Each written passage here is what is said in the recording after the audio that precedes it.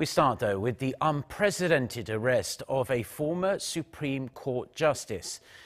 Yang Sung-tae becomes the first Chief Justice of the nation's top court to be in so much legal jeopardy that he's behind bars right now. He faces dozens of charges, mostly related to abuse of his authority. Choi Si-young starts us off. The ex-chief of South Korea's highest court is the first top-level official in the nation's judiciary, sitting or former, to ever be arrested and imprisoned. In the early hours of Thursday morning, the Seoul Central District Court issued its arrest warrant for Yang Sung-tae, who was waiting for the court's decision at the Seoul Detention Center in Gyeonggi-do Province. The 70-year-old faces over 40 charges, most of which are related to abuse of power.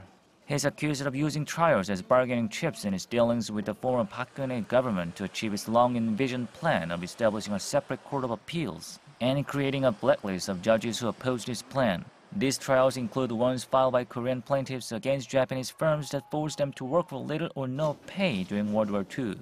Explaining his decision to issue the arrest warrant, the judge at the Seoul Central District Court said the allegations against Yang were clear and serious, and there are concerns he may destroy evidence. During the arrest warrant review, prosecutors presented more evidence showing Yang was not merely engaged in the alleged crimes, but actively coordinated them. Yang defended his rightful exercise of power and placed blame either on subordinates or memory lapses. Yang will now attend trial hearings from the Seoul Detention Center. Since he was a former head of the judiciary, it's likely that he will be placed in a cell separate from other inmates, as was the case with former President Park Geun-hye, also detained at the center. Choi Si-young, Arirang News.